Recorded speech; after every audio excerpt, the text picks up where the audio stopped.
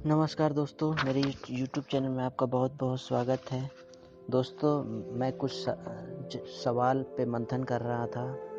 अभी तो घर बैठे सब जगह कोरोना वायरस के कारण लॉकडाउन है। तो दोस्तों, एक सवाल था कि जीवन में सच्चा सुख और सच्ची शांति कैसे मिले। दोस्तों, उसी पे मैं मंथन कर रहा था और मुझे एक किताब हाथ लगा जिसे मैंने पढ़ा कि चिंता मिटे कैसे, शांति मिले कैसे। दोस्तों, आज हर एक मनुष्य किसी न किसी प्रकार की चिंता से पीड़ित है।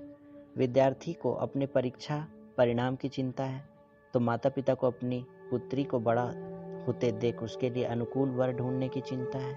एक व्यक्ति किसी अन्य को उधार देने के पश्चात अब इस चिंता में है कि पता नहीं अब वह मनुष्य धन लौटाएगा या नहीं। दूसरा मनुष्य इस चिंता में पड़ा गल रहा है कि जो धन उधार लिया है वह अब चुकाऊं कैसे। निर्धन लोगों को रोटी की चिंता, तो धन कमाने वालों को यह चिंता है कि हम धन को किस धंधे में लगाएं अथवा कि हमारा काला धन कहीं पकड़ा ना जाए। राजनीतिक लोगों को यह चिंता है कि हम शासन सत्ता किस प्रकार हथियाएं, और सत्ताधारी लोगों को यह चिंता है कि कहीं सत्ता उनके हाथ से छूट ना जाए।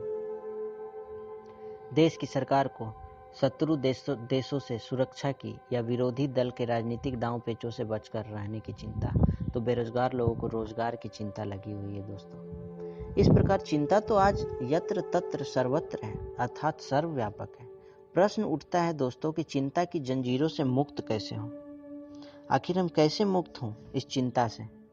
तो दोस्तों, सबसे मूल कारण चिंता का ये पता लगा। गहराई से विचार करने पर आप इस निर्णय पर पहुंचेंगे कि मनुष्य चिंता तब करता है जब उसे किसी न किसी प्रकार की हानि की अथवा कुछ भी अशुभ की, अहित होने की अथवा इच्छा के विरुद्ध होने की आशंका होती है। दोस्तों, तभी ना इंसान चिंता करता है। तो ये चिंता का मूल कारण यही है दोस्तों कि उनको थोड़ी सी निराशा या आशंका होती है।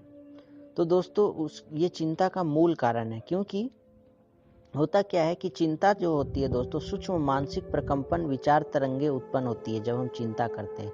और जिसके भी बारे में अगर हम चिंता कर रहे हैं तो वो निगेटिव तरंगे पैदा होती हैं, और वो निगेटिव तरंगे उस इंसान तक पहुंचती है जिसके बारे में आप सोच रहे हैं। जैसे आपने किसी से धन उधार लिया है और आपने व्यर्थ चिंतन कर रहे हैं। दोस्तों, व्यर्थ चिंता क्या है कि वो इंसान धन लौटाएगा कि नहीं लौटाएगा। आपने उसके बारे में निगेटिव थिंकिंग किया तो वो प्रकंपन पैदा होते हैं, विचार तरंगे, और उस इंसान तक वो पहुंचती है और वो इंसान फिर वैसा ही करता है। दोस्तों, हमने सुना है, जैसा हम सोचेंगे वैसा हम बन जाएंगे। तो दोस्तों, ये संशय उस तक भी पहुंचता है और फिर उसे इसीलिए कहा गया है दोस्तों, हमें हमेशा जो है शुभ चिंतक बन के रहना है। हमें किसी भी परिस्थिति में हमारे चिंता करने से परिस्थितियां चेंज होगी? नहीं होंगी। तो फिर हम चिंता क्यों करें। तो कहा भी गया है, चिंता करने से चांस चला जाएगा। जो भी चांसेस हैं अच्छे होने की, चिंता करने से वो और ही ज़्यादा बदतर स्थिति में पहुंच जाती है। अभी यदि हम भविष्य की चिंता में लग जाएंगे तो वर्तमान चांस जो भी होगा दोस्तों, समय भी हमारे हाथ से निकल जाएगा। अतः हमें चिंता न करके चांस लेना चाहिए और पुरुषार्थ करते चलना चाहिए। दोस्तों, ये भी कहा गया, चिंता करना दूरदर्शिता नहीं है बल्कि दुखदर्शिता है। चिंता करने से हमको दुख ही मिलता है। दोस्तों, हम इस संसार में चिंता की चिंगारी में जलने के लिए थोड़ी ना आए हैं। तो मनुष्य को चाहिए कि वह चिंता ना करे, शुभ कर्म करते हुए शुभ की चेष्टा करे, हर चीज में शुभ सोचे, पॉजिटिव थिंकिंग करे, क्योंकि चिंता करने से मनुष्य का चित्त गिर पड़ता है दोस्तों। परंतु शुभ चेष्टा करने से उसमें चुस्ती आती है, उसकी चाल भी शुभ हो जाती है। चिंता करने से लाभ ही क्या है दोस्तों। मनुष्य को यह मानना चाहिए कि चिंता पुरुषार्थ में सम्मिलित नहीं है, बल्कि यह तो एक प्रकार की आत्महत्या है।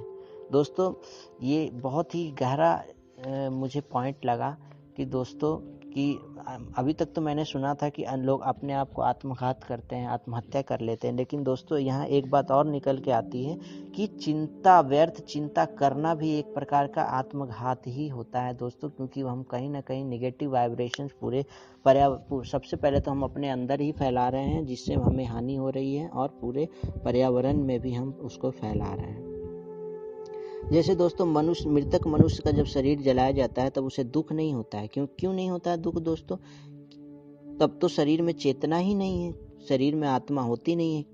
परंतु शरीर जलाए जाने से पहले जीवित मनुष्य का चिंता का दाह अवश्य अनुभव होता है। दोस्तों अगर आप जीवित हैं और चिंता कर रहे हैं तो ये भी एक मृत्यु के समान है दोस्तों, मानसिक मृत्यु इसे कह सकते हैं। इसलिए कहा गया है कि हमेशा चिंतन में भगवान का नाम लीजिए। ईश्वर का चिंतन ही चिंतामणि कहा गया है दोस्तों। ईश्वर के स्वरूप का चिंतन ही एक पुरुषार्थ है जिससे कि मनुष्य के सभी क्लेश नष्ट हो जाते हैं। भगवान ने ऐसा कहा है कि तुम मुझे याद करो तो तुम्हारे जन्म जन्म के विकर्म विनाश हो जाएंगे, तुम चिंता मुक्त बन जाओगे, चिंतामणि बन जाओगे। तो दोस्तों इसलिए इस चिंतन को चिंता न कहकर चिंतामणि कहा गया है, क्योंकि सभी चिंताओं से छुटकारा दिलाने वाली अनमोल युक्ति है। इसलिए मनुष्य को फालतू का व्यर्थ चिंतन करने के बजाय मनुष्य का मन इधर उधर भागता है व्यर्थ चिंतन में, इसलिए उसके बजाय दोस्तों मनुष्य को आत्मचिंतन करना चाहिए। उससे मनुष्य का मन एकाग्र होता है और जो है चिंता करने से मनुष्य की स्मृति भी दुर्बल हो जाती है, उसका असर आपके विवेक शक्ति पर भी पड़ता है। तो दोस्तों चिंता करने वाला मनुष्य उल्टा सोच सोचकर उल्टा ही काम कर बैठता है। जैसा हम सोचते हैं वैसा ही हो जाता है। दोस्तों आपने भी ऐसा अनुभव किया होगा, जैसा आप सोच रहे हैं, चाहे नेगेटिव सोच रहे हैं चाहे पॉजिटिव संकल्प कर रहे हैं, जैसा आप सोच रहे हैं वो संकल्प पूरा हो ही जाता है दोस्तों। जैसा आपने सोचा कि मैं कार कभी ज़िंदगी में नहीं ले पाऊंगा, तो दोस्तों आप कभी कार नहीं ले पाएंगे। और अगर आप ऐसा सोचते हैं कि नहीं मुझे कार लेना ही है, मैं कार ले सकता हूँ, तो आप कार जरूर लेंगे दोस्तों। तो दोस्तों हमें पर्यावरण में सबसे पहले पॉजिटिव संकल्प फैलाना है और अपने बारे में भी पॉजिटिव रहना है। निश्चिंत होकर कर्म करने से मनुष्य को सफलता प्राप्त होती है। मनुष्य को समझना चाहिए कि जीवन में उतार चढ़ाव तो आते हैं। सूर्य की भी दिन भर में 3 अवस्थाएं होती है, इसलिए कहावत भी है, रविहु की दिन भर में 3 अवस्था होत। तो दोस्तों जब दिन तो बदलते ही रहते, इसमें घबराने और चिंता करने की बात नहीं है। मनुष्य को सदा ईश्वरीय स्मृति में और आनंद में रहते हुए पूरा पुरुषार्थ करना चाहिए और हमेशा भगवान की याद में रहनी चाहिए। चिंता से चतुराई घटे भी बोलते हैं ना दोस्तों।